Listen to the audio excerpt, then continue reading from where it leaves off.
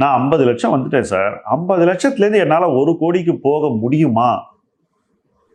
இந்த கேள்வி ஒரு சந்தேக டோனில் கேட்கப்படுற ஒரு கேள்வி. இந்த கேள்வியை கேட்கும்போது என் மைண்டில் என்ன தோணும் தெரியுமா?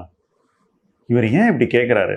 இவர் நிச்சயமாக போவாரே, போக முடியுமே, இவர் இந்த கேள்வியை கேட்கவே கூடாதே அப்படிங்கிறது தான் என்னுடைய மைண்டில் ஓடக்கூடிய விஷயமா இருக்கும். பல தருணங்களில் உடனடியாக உங்களால் நிச்சயமாக முடியும்னு நான் பதில் கூட எழுதுவேன். உங்களுக்கு இந்த மாதிரி டவுட்ஸ் இருந்ததுனாக்கா இந்த வீடியோவில் இருக்கிற லிங்கை கிளிக் பண்ணி ஆஸ்க் மைல்ஸ்டோன்ஸ் டு வெல்த் எனிதிங்ல எங்கிட்ட நீங்கள் என்ன கேள்வியாக இருந்தாலும் கேட்கலாம். 1 கோடி ரூபாய் இலக்கை எட்டுவது பற்றி.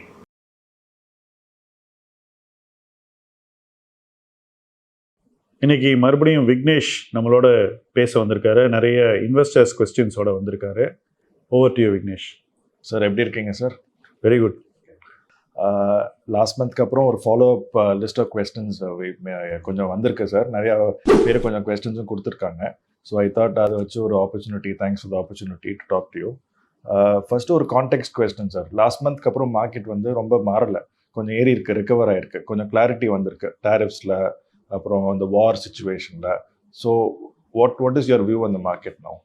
சரி, ஃபர்ஸ்ட்லி இந்த டேரிஃபை பொறுத்த வரைக்கும் it will all get negotiated. அதில் வந்து எந்த சந்தேகமும் இல்லை. அவர் சொல்லும்போதே நான் ஐ வில் கெட் டீல் அந்த வார்த்தை தான் யூஸ் பண்ணிகிட்டே இருந்தார் பிரசிடென்ட் ட்ரம்ப். ஸோ டேரிஃபை பொறுத்த மட்டும் அது அந்த டைரக்ஷனில் தான் போகுது. அந்த பேச்சுவார்த்தைகள் ஒரு கண்ட்ரியோட ப்ரோக்ரெசிவாக முடியும். America wants better share of world trade and better balance of trade. அவங்க அதை விரும்புகிறாங்க. அதே போல் அவங்களுடைய எக்கானமியை இன்னும் க்ரோ பண்ணுறதுக்கு என்னென்ன வழிகள் இருக்குதுன்னு அவங்க தேடிட்டு இருக்காங்க. ஸோ ரிசோர்ஸ் ட்ரிவனாக தான் அது இருக்குன்னு நான் நினைக்கிறேன் இப்போ இதெல்லாம் முடிஞ்சதுக்கப்புறம். ஸோ ரிசோர்ஸ் ட்ரிவனாக அமெரிக்கா பண்ணோன்னா என்ன பண்ண முடியும்? ஆயில் அண்ட் கேஸ் நிறையா எக்ஸ்போர்ட் பண்ணுவாங்க, ஃபுட்டு நிறையா எக்ஸ்போர்ட் பண்ணுவாங்க. ஸோ இதெல்லாம் இப்போ அவங்க நெகோஷியேட் பண்ணி இதிலலாம் அவங்க டீல்ஸ் வாங்கிட்டாங்கனாக்கா அதுக்கப்புறம் அதில் வந்து அவங்க இன்னும் ஃபோக்கஸ் பண்ணுவாங்கன்னு நினைக்கிறேன். இந்தியா பொறுத்த வரைக்கும் நமக்கு நடுவில் இந்த பாகிஸ்தான் டிஸ்ட்ராக்ஷன் வேறு வந்ததுனால கொஞ்சம் நம்மளுடைய நெகோசியேஷன்ஸ் கொஞ்சம் ஸ்லோவாக இருக்க வாய்ப்பு இருக்குதுன்னு நான் நினைக்கிறேன். ஏன்னா இப்போ திருப்பி இதை டிஸ்கஸ் பண்ணுறதா அதை டிஸ்கஸ் பண்ணுறான்றது டிப்ளமசியில் ப்ராப்ளம் இருக்கும்.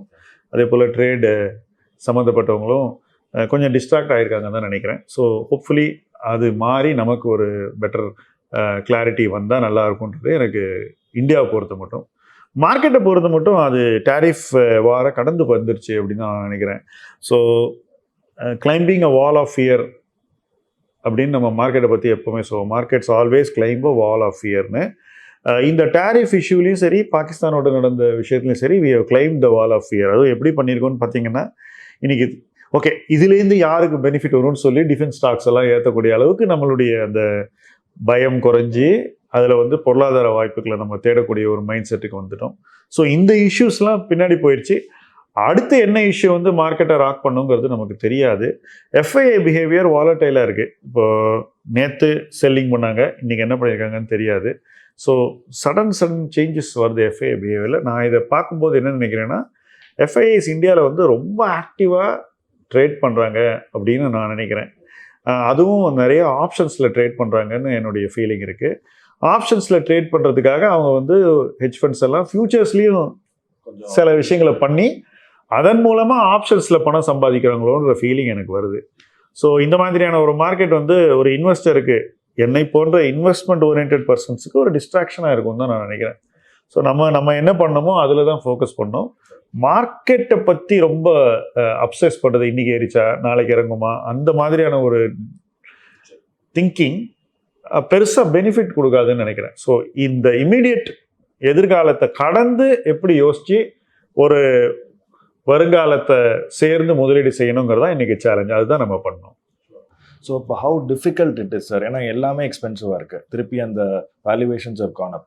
ஸோ அப்போ லார்ஜ் கேப்ஸும் சரி, small mid caps always have been costly. Other asset classes பார்த்தீங்கன்னா கோல்டு இஸ் காஸ்ட்லி, மற்ற silver, everything is now come up. So இந்த கான்டெக்ஸ்டில் இன்வெஸ்டிங்கே டிஃபிகல்ட் ஆகிடுச்சா? ஓரளவுக்கு நீங்கள் சொல்கிறது உண்மை. என்ன ரீசன்னா, இப்போ நீங்கள் நிஃப்டி எடுத்துக்கோங்க. சில மாதங்களுக்கு முன்னாடி இருந்ததுக்கும் இப்போ இருக்கிறதுக்கும் என்ன வித்தியாசம் நிஃப்டியில் அப்படின்னு பார்த்தீங்கன்னாக்கா, கொஞ்சம் அண்டர் வேல்யூடாக இருந்த பேங்க்ஸு இன்னைக்கு கிட்டத்தட்ட ஃபேர்லி வேல்யூடு அப்படின்ற ஒரு இடத்துக்கு வந்துச்சு, ரிகவர் ஆகி ஃபேர்லி வேல்யூடுக்கு வந்துருச்சு. ஓவர் வேல்யூடாக இருந்த ஐடி கரெக்ட் ஆகிருக்கு, இன்னும் அண்டர் வேல்யூடோ ஃபேர்லி வேல்யூடோ வந்துருச்சாங்கிறது கொஸ்டின் மார்க் தான். எஃப்எம்சிஜி எக்ஸ்பென்சிவாக இருந்தது, அதே நிறுவன மதிப்பில் இப்போவும் இருக்குது.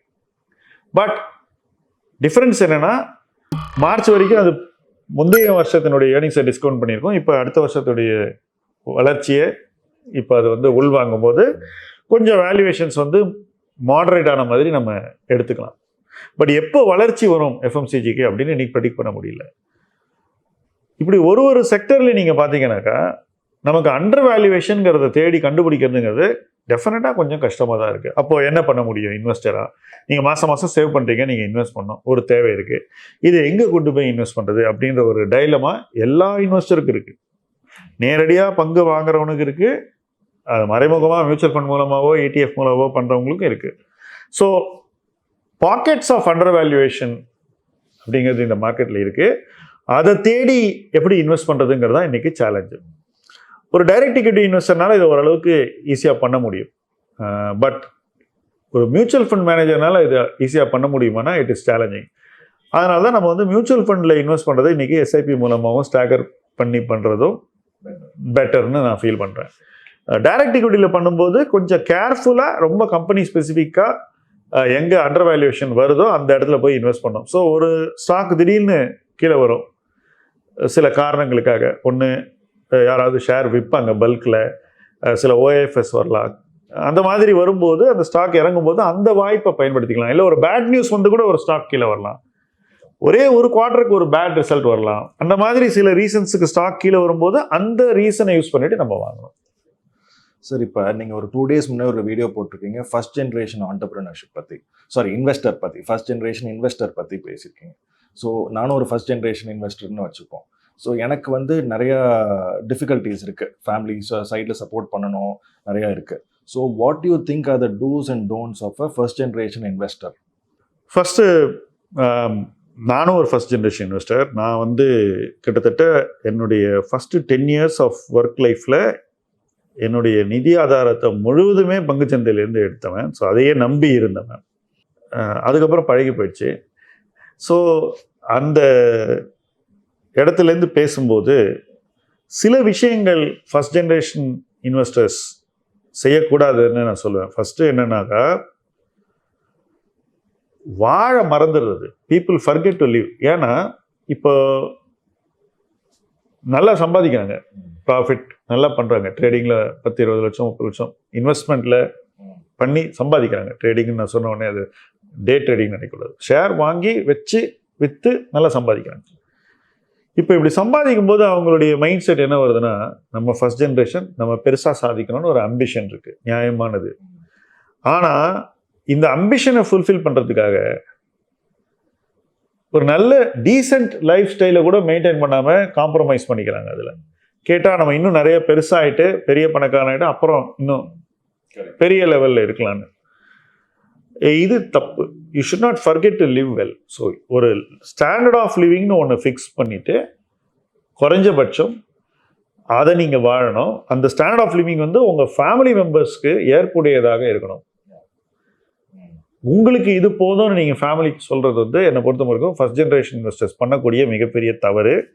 இதனால் என்ன ஆகுதுன்னா, அந்த குடும்ப அமைப்பில் வந்து நிறைய சிக்கல்கள் வருது. அண்ட் இது வந்து எல்லாரும் சுற்றி இருக்கிறவங்களாம் பேசக்கூடிய ஒரு சூழ்நிலை வரும். இதெல்லாம் தவிர்க்கணுங்கிறது என்னுடைய பாயிண்ட் ஆஃப் வியூ.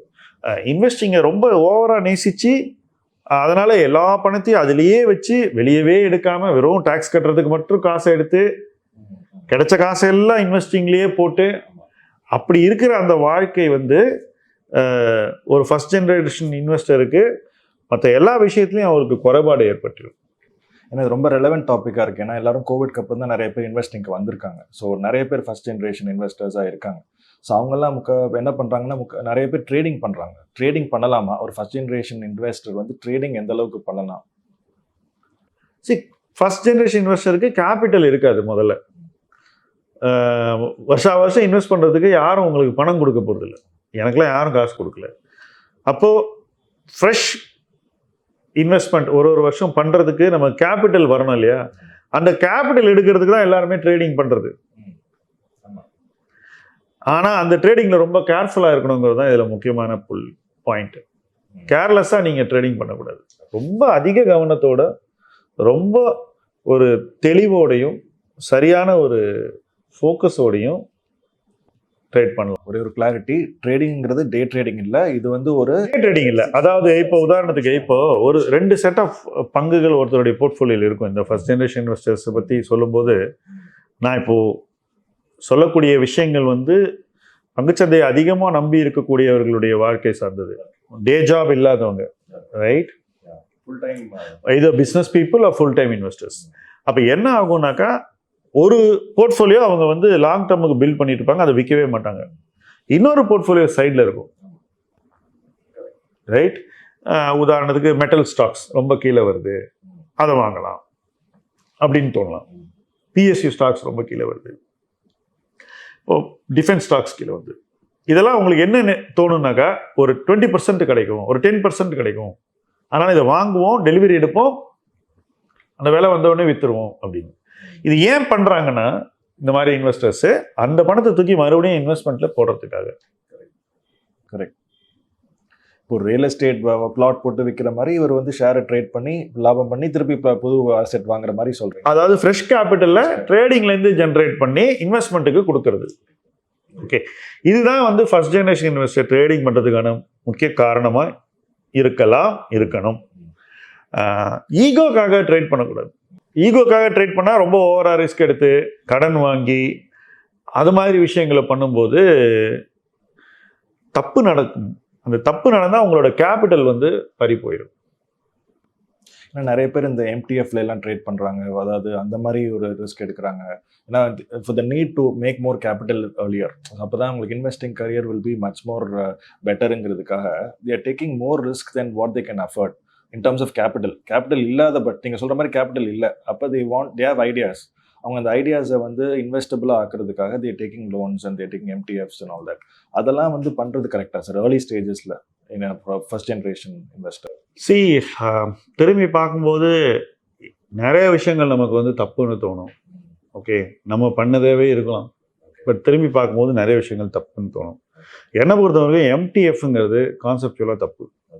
ஏன்னா அது ஒருத்தனை இன்டிசிப்ளின் ஆகக்கூடிய ஒரு விஷயம். எனக்கு அதில் நம்பிக்கை அதிகம் இருந்ததில்லை. ரொம்ப ப்ரீஃப் பீரியட்ஸ் நான் அதை பார்த்துருக்கேன், எனக்கு கம்ஃபர்ட்டே இல்லை எம்டிஎஃப்பில். ஸோ எம்டிஎஃப் எடுக்கிறத இன்வெஸ்டர்ஸ் தவிர்க்கணும். ஏன்னா உங்கள் போர்ட்ஃபோலியோ நீங்கள் லெவரேஜ் பண்ணி பண்ணும்போது நீங்கள் பே பண்ணலாம் உடனே உங்கள் ஷேரை விற்றுருவாங்க. அது பண்ணக்கூடாது. வாட் வில் ஹேப்பன் இஸ், மார்க்கெட்டில் ஏதாவது ஒரு வாலட்டிலிட்டி வரும்போது உங்கள் நல்ல ஷேர்லாம் உங்கள் கையை விட்டு போயிடும். அதனால எம்டிஎஃப்ங்கிறத small investor, first generation investor பண்ணவே கூடாதுங்கிறது என்னுடைய பாயிண்ட் ஆஃப் வியூ. மேபி நீங்கள் வேற ஒரு வகையான ஒரு லிக்விடிட்டியை கிரியேட் பண்ணி, ஃபார் எக்ஸாம்பிள் ப்ராஃபிட்லேருந்து நீங்கள் டெபாசிட்ஸ் பில்ட் பண்ணலாம், debt funds, mutual fund portfolio build பண்ணலாம்.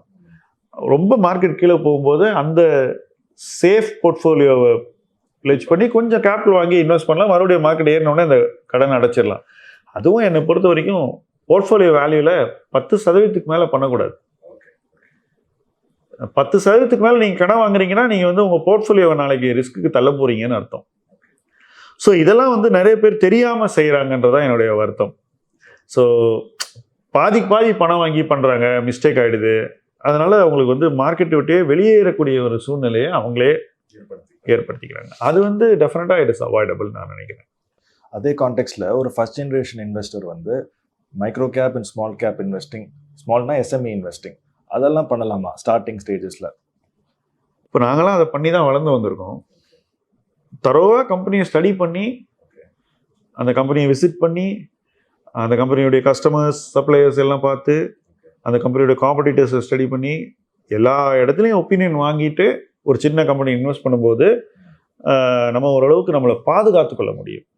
வெறும் கேள்வியின் அடிப்படையில் யாரோ ஒருத்தர் சொன்னாங்கன்ற பண்ணுற அந்த முதலீடு இருக்குது பார்த்தீங்களா, அது வந்து கொஞ்சம் மேம்போக்கான ஒரு முதலீடு. என்னை பொறுத்த வரைக்கும் அதை செய்யக்கூடியவங்க நிச்சயமாக அவாய்ட் பண்ணலாம். பட் அது இல்லை, நான் என்னுடைய வேலையை தரவாக பண்ணுறேன்னு சொல்கிறவங்க டெஃபினட்டாக பண்ணலாம். அப்போ ஒருத்தர் ஒரு வருஷத்துக்கு 10 கம்பெனி ஸ்டடி பண்ணால் கூட இந்த 10 கம்பெனியை தரவாக தெரிஞ்சுக்கிட்டு இயங்கக்கூடிய ஒரு இடத்துக்கு வரணும். So to sum it all up நீங்கள் எந்த டூல்ஸ் ஒரு ஃபர்ஸ்ட் ஜென்ரேஷன் இன்வெஸ்டருக்கு வேணும்? What are the tools required for to succeed in career of investing கரியரில் அவங்களுக்கு என்ன டூல்ஸ்லாம் வேணும், என்ன அட்ரிபியூட்ஸ் இருந்தால் அவங்க வந்து சக்சீட் ஆகிறதுக்கு யூஸ்ஃபுல்லாக இருக்கும்? ஃபஸ்ட்டு பேஷன்ஸ் இருக்கணும். ஓகே. செகண்டு நிறைய ஹார்ட் ஒர்க் பண்ண ரெடியாக இருக்கணும். மூணாவது வாசிப்பு. எல்லா தகவல்களையும் நம்ம வந்து படிக்கணும். பொருளாதார ரீதியாக, இண்டஸ்ட்ரியை பற்றி, கம்பெனியை பற்றி. எனக்கு தேவையான தகவலை மாத்திரம் நான் படிப்பேன்ற ஒரு மனநிலையில் நம்ம இருக்கக்கூடாது. ஏன்னா எந்த தகவல் எப்போ தேவைப்படும் அப்படிங்கிறது தெரியாது. ஸோ நிறைய படித்து தெரிஞ்சிக்கக்கூடிய ஒரு மைண்ட் செட்டில் ஒருத்தர் இருக்கணும். இது எல்லாம் பண்ண பிறகும் ரொம்ப கிரவுண்டடாக இருக்கணும். ஏன்னா சக்ஸஸ் ரொம்ப ஈஸியாக வரும் ஆரம்ப கட்டத்தில். அதுக்கப்புறம் நமக்கு எல்லாம் தெரியும்ன்ற அந்த ஃபீலிங் வரவே கூடாது. So we should always be very very grounded. நிறைய பேர் நான் பார்க்குறேன், நான் சொல்லி இந்த ஷேர் ஏறிடுச்சு. இது ஒரு சிம்பிளான ஒரு உதாரணம். அந்த மாதிரி ஒரு ஈகோ ஸ்டேட்டுக்கு போயிடுறதுங்க. என்னை பொறுத்த வரைக்கும் இதெல்லாம் தவிர்க்க வேண்டியது. என்னுடைய வாழ்க்கையில் என்னால் ஒரு ஷேர் ஏறிச்சுன்னு நான் என்றைக்குமே நினச்சது கிடையாது. அந்த ஒரு தாட் ப்ராசஸே எனக்கு வந்து அக்செப்டபிள் கிடையாது. என்ன ரீசன்னாக்கா, அந்த கம்பெனி நல்லா பண்ணிச்சு, அது மார்க்கெட்டுக்கு பிடிச்சிது, அதனால் அந்த ஸ்டாக் ஏறுது. நம்ம வாங்கினதுனால அது ஏறித்து, இல்லை நம்ம யாருக்கோ சொன்னதுனால அது ஏறித்துங்கிறதுனால அந்த மாதிரியான ஒரு தாட் ப்ராசஸ்லாம் ஒரு யங் இன்வெஸ்டருக்கு வரக்கூடாதுன்னு நான் நினைக்கிறேன். அப்போ தான் அவங்க ஒரு பெரிய இன்வெஸ்டர் ஆக முடியும். இல்லைனா என்ன ஆகும், இந்த தாட் ப்ராசஸ் ஏதோ ஒரு இடத்துல நமக்கு ஒரு டிஸ்ட்ராக்ஷனை கிரியேட் பண்ணி நம்ம வந்து ஒரு இடத்துலேருந்து கீழே போகக்கூடிய ஒரு இடத்துக்கு நம்மளை கொண்டு வந்துடும். ஓகே. ஸோ இந்த குவாலிட்டிஸ்லாம் you are born with sir, இல்லை வந்து ஒரு எக்ஸ்பீரியன்ஸில் ஒரு லேர்னிங்கில் நம்ம கற்றுக்கிறதா சார் இது? ஸோ இது ரொம்ப இன்ட்ரெஸ்டிங்கான ஒரு கொஸ்டின். மார்க் செல்லர்ஸ்னு ஒருத்தர் வந்து ஒரு ஆர்டிக்கல் எழுதியிருந்தார். இந்த ஆர்டிக்கல் வந்து நிறைய என்னோட ரொம்ப நாள் முன்னாடி பகிர்ந்தார். இது வந்து 2005 என்னமோ அவர் எழுதியிருந்தார். ஒரு முதலீட்டாளன் உருவாக்கப்படுவதில்லை அப்படின்றது தான் அந்த ஆர்டிக்கலுடைய சாராம்சம். ரொம்ப பியூட்டிஃபுல் ஆர்டிக்கல் எங்கிட்ட இருக்குது, நான் ஷேர் பண்ணுறேன். அந்த ஆர்டிக்கலை நான் ப்ரிசர்வ் பண்ணி வச்சுருக்கேன். பல தடவை நான் அதை படித்தது உண்டு. நம்ம எப்படி முதலீட்டாளர் ஆனோன்ற கேள்விக்கே அந்த ஆர்டிக்கலில் சில நேரங்களில் விடை கிடைக்கிற மாதிரி எனக்கு தோணும். நிறைய பேர் நான் இன்வெஸ்டர் ஆகணும் அப்படின்னு சொல்லிட்டு இன்றைக்கி வராங்க. அவங்க வரும்போதெல்லாம் எனக்கு அந்த ஆர்டிக்கல் தான் ஞாபகம் வரும். இவர் ஆகணும்னு இருந்தால் அவர் ஆகிடுவார் கண்டிப்பாக ஒரு இன்வெஸ்டராக. பட் அவருக்கு அதில் ஆப்டிடியூட் இல்லாமல் அவர் அதை செய்யணும்னு நினச்சாருனாக்கா அவரால் ஆக முடியாதுங்கிறது தான் அந்த ஆர்டிக்கலில் ரொம்ப வைஸாக அந்த ஆர்டிக்கலில் அவர் சொல்லியிருப்பார். எல்லாருமே டாக்டர் ஆகணும், இன்ஜினியர் ஆகணுன்ற மாதிரி இன்வெஸ்டர் ஆகணும்னு நினைக்கிறது இயல்பு. ஆனால் அது அவ்வளோ ஈஸி இல்லைன்னு தான் நான் நினைக்கிறேன். ஏன்னா இதுக்குன்னு ஒரு ஆப்டிடியூட் தனியாக ஒன்று வேணும். எப்படி ஸ்போர்ட்ஸில் எப்படி ஒரு ஆப்டிடியூட ஒருத்தர் வந்து முன்னுக்கு வராங்களோ, அதே போல் இதுலேயும் இதுக்கு தேவையான சில விஷயங்கள் ஒருத்தருடைய பர்சனாலிட்டியில் இருந்துச்சுன்னா அதை அவங்க வந்து மெருகேற்றி கொண்டு அவங்க இன்வெஸ்டர் ஆக முடியும். கண்டிப்பாக நமக்குள்ளே அந்த அட்ரிபியூட்ஸ் இருந்துச்சுன்னா, அந்த ட்ரேட்ஸ் இருந்துச்சுன்னா நம்ம கண்டிப்பாக வர முடியும். ஸோ இப்போ நம்ம ஃபர்ஸ்ட் ஜென்ரேஷன் இன்வெஸ்டர் பற்றி பேசிகிட்டு இருந்தோம். நீங்கள் சொன்னீங்க ஃபுல் டைம் இன்வெஸ்டராக ஆகாதது நல்லது. ஃபுல் டைமாக இன்வெஸ்டராக இருக்கிறத விட you have a day job and then investing is also something you should do அப்படின்னு சொன்னீங்க. ஸோ ஃபுல் டைம் இன்வெஸ்டராக இருக்கணும்னு ஒருத்தர் வந்துட்டார் அப்படின்னா அவர் என்ன மாதிரி ஒரு எந்த மாதிரி ஒரு பேசிஸோடு ஆரம்பிக்கணும்? ஒரு மினிமம் கார்பஸோடு ஆரம்பிக்கணுமா, இல்லை ஒரு பிரின்சிபல்ஸ் எந்த மாதிரி ஒரு பிரின்சிபல்ஸ் அடாப்ட் பண்ணிட்டு வரணும்? அதாவது நீங்கள் சொல்றது வந்து டே ஜாபை விட்டுட்டு வர்றவங்க வர வேண்டாங்கிறது உங்கள் ஃபர்ஸ்ட் அட்வைஸ். பட் அப்படியே வரணும்னு அவங்க முடிவு பண்ணி வந்துட்டாங்க அப்படின்னா what should be there first? அதாவது ஒரு கார்பஸ் இருக்கணுமா, இல்லை வாட்? ஃபர்ஸ்ட்டு ஒரு 3 வருஷம் உங்கள் ஃபேமிலிக்கு தேவையான எல்லா பணத்தையும் உங்களால் தனியாக வச்சிருக்க முடியுமா அப்படிங்கிறது ஃபர்ஸ்ட்டு கொஸ்டின். ஸோ இந்த 3 வருஷம் நீங்கள் பண்ணக்கூடிய இன்வெஸ்ட்மெண்ட்ஸ் வந்து உங்களுடைய வாழ்க்கையை நடத்துறதுக்கு தேவைப்படக்கூடாது. அட்லீஸ்ட் 3 வருஷம். முடிஞ்ச 5 வருஷத்து பணத்தை தனியாக வச்சுட்டு நீங்கள் இன்வெஸ்ட் பண்ணிங்கன்னா இந்த 5 வருஷத்தில் ஏதோ ஒரு பாயிண்டில் உங்களுக்கு இன்வெஸ்ட்மெண்ட் ஆப்டிடியூட் நல்லா இருந்தால் நீங்கள் ஃபுல் டைம் இன்வெஸ்டராக பெருசாக சக்சீட் ஆகிடுவீங்க. ஆனால் அந்த 5 வருஷ காலத்தில் உங்கள் வாழ்க்கையை நடத்துறதுக்கு நீங்கள் உங்கள் போர்ட்ஃபோலியோ மேலே லீனே ஆகக்கூடாது. அதுலேருந்து பணம் எடுக்கவே கூடாது, தேவை இருக்கக்கூடாது. அதுக்கு தனியாக வாழ்க்கையை நடத்துறதுக்கு மாதம் மாதம் உங்களுக்கு சம்பளம் மாதிரி ஒரு பணம் வந்து உங்களுடைய பேங்க் அக்கௌண்ட்லேருந்து விழுந்து அதிலிருந்து நீங்கள் ரன் பண்ணிங்கன்னா சரியாக இருக்கும். Sir, you are investor for 35 years now. So உங்களுக்கு இன்வெஸ்டிங்கில் சக்ஸஸ்னால் எப்படி டிஃபைன் பண்ணுவீங்க? What is success in investing for you? என்னை பொறுத்த வரைக்கும் தினமும் அதை என்ஜாய் பண்ணி செய்கிறது தான் சக்ஸஸ். அவ்வளோதான். நான் இதை செஞ்சாகணுமே, நான் பணம் சம்பாதிச்சு மற்றவங்களுக்கு காட்டி ஆகணுமே, நம்ம நல்லா பண்ணுறோன்னு ஊருக்கு நம்ம வந்து டிஸ்ப்ளே பண்ணணுமே, டெமான்ஸ்ட்ரேட் பண்ணணுமேன்ற அந்த ப்ரெஷரில் என்றைக்குமே இல்லாமல் நம்ம செய்கிற விஷயத்தில் முழு நம்பிக்கையோடையும் தெளிவோடையும் இயங்குறது தான் எனக்கு சக்ஸஸ்ன்னு நான் சொல்லுவேன். You should not be disturb by what is happening around you. You should enjoy what you do and you should be able to focus on your work intensely without getting distracted by what others are doing around you. இந்த விஷயங்கள் அமைஞ்சாலே சக்ஸஸ்ன்னு நான் நினைக்கிறேன். So சக்ஸஸ்னால் சில பேர் வந்து return பேஸஸில் வச்சுருப்பாங்க, இல்லை வந்து ஒரு போர்ட்ஃபோலியோ சைஸ் பேஸ் பண்ணி வச்சுருப்பாங்க. அதான் $1 million போர்ட்ஃபோலியோ வச்சுருந்தேன்னா I am successful in investing. அப்படி இல்லை இந்த certain number of 15% CAGR returns பண்ணனா ஐ எம் சக்ஸஸ்ஃபுல். ஸோ அந்த மாதிரி எதுவும் லிமிட்ஸ் ஏதாவது நீங்கள் அந்த மாதிரி அதாவது ஒரு வேடிக்கையான விஷயம் என்னென்னா, நான் மார்க்கெட் வந்தது 1990, அப்போல்லாம் சென்செக்ஸ் தான். 93, 94ல் நிஃப்டி வருது. 2009 வரைக்கும் நான் ஒரு இண்டிவிஜுவல் இன்வெஸ்டராக தான் இருந்திருக்கேன். அதுக்கப்புறம் தான் நான் வந்து ஒரு ப்ரொஃபஷனல் இன்வெஸ்டராக, அதாவது மற்றவங்களுக்கு ஆலோசனை வழங்கக்கூடிய இடத்துக்கு வர்றேன்.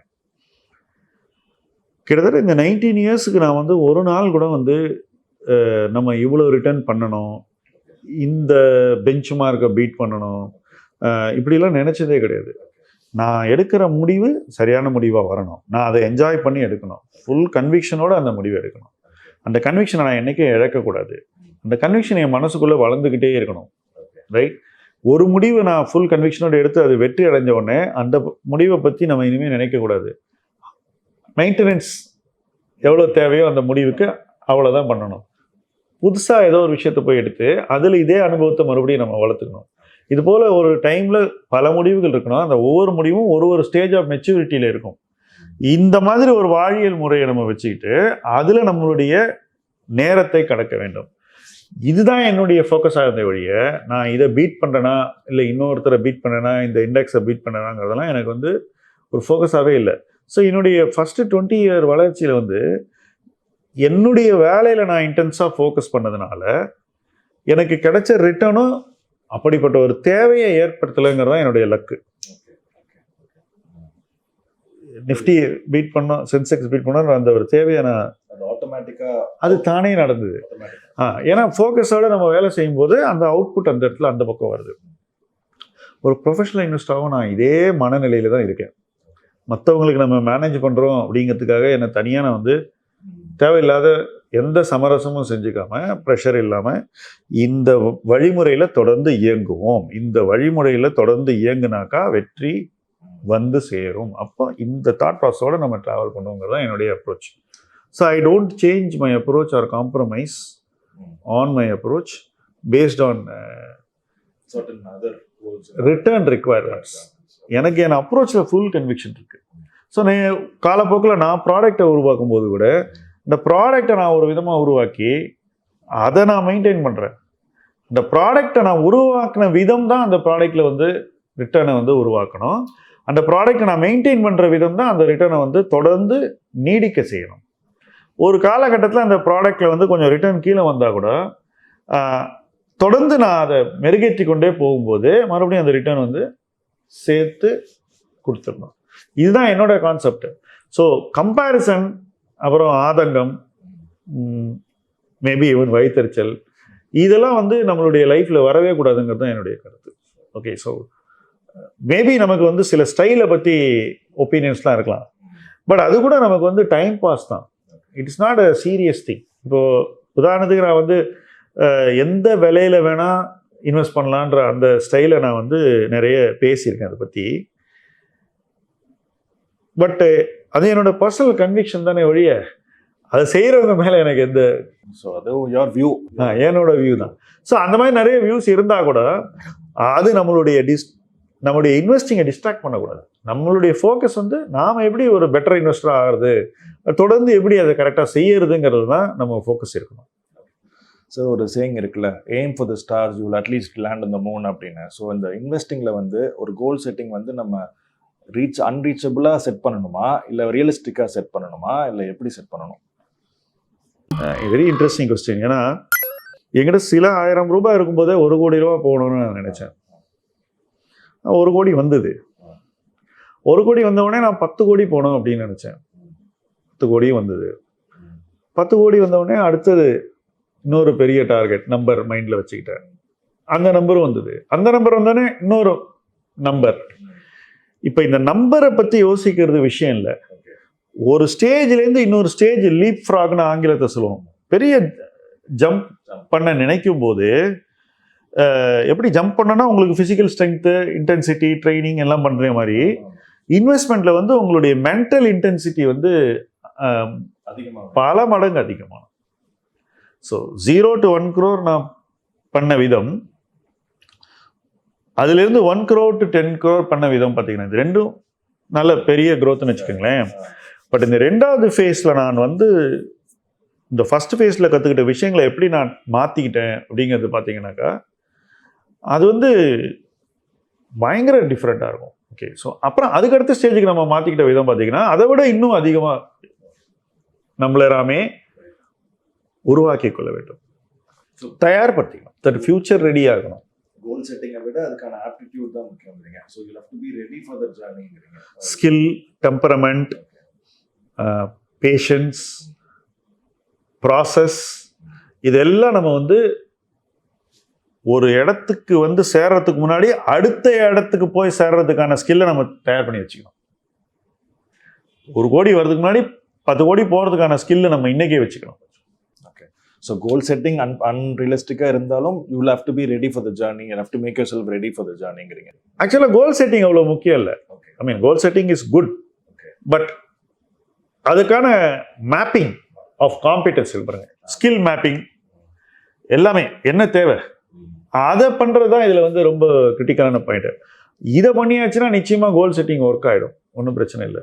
நான் ஒரு கோட் படித்தேன் சார், பெஸ்ட் பொசிஷன் தட் ஒரு ஃபண்ட் மேனேஜர் சொல்கிறாரு, என்னோட பெஸ்ட் பொசிஷன் வந்து எந்த பொசிஷனில் நான் வந்து நிறைய பணம் பண்ணுவேங்கிறது என் பெஸ்ட் பொசிஷன் இல்லை, எந்த பொசிஷனில் நான் பணம் தோக்க மாட்டேன் அதுதான் என் பெஸ்ட் பொசிஷன் அப்படிங்கிறாரு. ஸோ அந்த பாயிண்ட் ஆஃப் வியூவில் இந்த கேபிட்டல் ப்ரொடெக்ஷனுங்கிற ஒரு இது இருக்கு இல்லையா, அது வந்து ரொம்ப அண்டர் ரேட்டடாக இருக்குது. இப்போ எல்லாரும் வந்து நீ எவ்வளோ ரிட்டர்ன் பண்ண, நான் இதில் பண்ணேன் அதில் பண்ணேன்னு தான் பேசுகிறோம். ஸோ கேபிட்டல் ப்ரொடெக்ஷன் பற்றி ரொம்ப டிஸ்கஷனே இருக்க மாட்டேங்குது. ஸோ இது எவ்வளோ அண்டர் ரேட்டட், ஏன் இது ரொம்ப முக்கியம்? ஆக்சுவலாக நான் ஒரு இன்வெஸ்டராக இந்த ஃபீல்டில் இவ்வளோ நாள் சஸ்டெயின் ஆகிறதுக்கு ஒரே காரணம் அந்த கேபிட்டல் ப்ரொடெக்ஷன் மைண்ட் செட் தான். ஏன்னா நம்ம சக்சீட் ஆகும்போது ஃபஸ்ட்டு சைக்கிள்லேருந்து சொல்கிறேன், நீங்கள் நல்லா சக்சீட் ஆகிடுறீங்க, அதுக்கப்புறம் எல்லாரும் உங்கள்கிட்ட என்ன எதிர்பார்க்குறாங்க சொல்லுங்க பார்ப்போம். அதே மாதிரி இன்னொரு இல்லை, நீங்கள் எப்போ ஃபெயில் ஆக போகிறீங்கன்னு வெயிட் பண்ணுறாங்க. இதுதான் உண்மை, இதுதான் உலகம். ஸோ சக்சீட் ஆகும்போது எனக்கு மனசில் என்ன தோணுச்சுன்னா, நம்ம இங்கேருந்து இன்னும் பெரிய இடத்துக்கு போகலன்னா கூட பரவாயில்ல, இங்கேருந்து நம்ம தக்க வச்சு கீழே போயிடக்கூடாது, வாழ்ந்து கிடக்கூடாது இல்லை, அந்த கான்செப்ட் தான் இது. ஸோ இந்த இடத்துக்கு வந்திருக்கோம், அட்லீஸ்ட் இங்கேருந்து ரொம்ப விழுந்துடக்கூடாதுன்னு நான் நினைப்பேன். அப்படியே வந்து ஸ்டாக் மார்க்கெட் நம்மளை கீழே கொண்டு போகணும்னு வச்சுக்கேன். பட் அந்த எண்ணம் இருக்குல்ல, அந்த எண்ணம் வந்து நம்மளை வந்து வழி நடத்தணும். அப்போ நம்மளுடைய திங்கிங், நம்மளுடைய டெசிஷன்ஸ் எல்லாம் வந்து அதற்கு ஏற்ற மாதிரி பக்குவப்படும். ஸோ இந்த இன்வெஸ்டிங் எப்படி ப்ராக்டிஸ், கேபிட்டல் ப்ரொடெக்ஷன் இன்வெஸ்டிங் எப்படி ப்ராக்டிஸ் பண்ணுறது, லோ ரிஸ்க் இன்வெஸ்ட், ரொம்ப ஹை வேல்யூவேஷன்ஸ் இருக்கக்கூடிய மார்க்கெட்டில் எந்தெந்த பிஸ்னஸ் சேஃப் விழாதுன்னு யோசிச்சு அதை வாங்கி வச்சுக்கணும். ஸோ மார்க்கெட் விழும்போது அந்த businesses will fall less or they won't fall. அப்படி இருக்கும்போது அடுத்த சைக்கிளில் இந்த பிஸ்னஸஸ் ஃபஸ்ட்டு மேலவும் போகும்.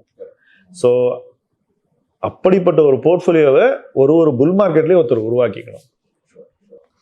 ஸோ இந்த புல் மார்க்கெட்டில் ஒரு பிரச்சனை என்னென்னா, it makes us over confident இல்லையா, ஏன்னா அது ஒரு பயஸ் ஆகிடுது, ஒரு ஓவர் கான்ஃபிடென்ட் பயஸ் ஆகிடுது. ஸோ அந்த ஓவர் கான்ஃபிடென்ட்டுக்கு நிறைய எஃப்டி ப்ரைஸ் பே பண்ணும் புல் மார்க்கெட் முடிஞ்சோன்னே. ஸோ அந்த ஓவர் கான்ஃபிடென்ட்டாக இருக்கமாங்கிறது எப்படி நமக்கு தெரியும்? அதாவது இட் இஸ் வெரி டிஃபிகல்ட் இல்லையா? அதுக்கு தான் நம்மளை சுற்றி அது நமக்கு சொல்கிறதுக்கு 4 பேர் இருக்கணும். நீங்கள் கிரேட்டுன்னு சொல்கிறதுக்கு 100 பேர் வருவான், ஆனால் ஏய் இப்படி யோசிக்காதப்பா தப்பு இது அப்படின்னு சொல்கிறதுக்கு 4 பேர் வேணும். அந்த 4 பேர் நம்ம வாழ்நாள் முழுவதும் நம்மளோடய இருக்கணும். அதுதான் முக்கியம் சார்.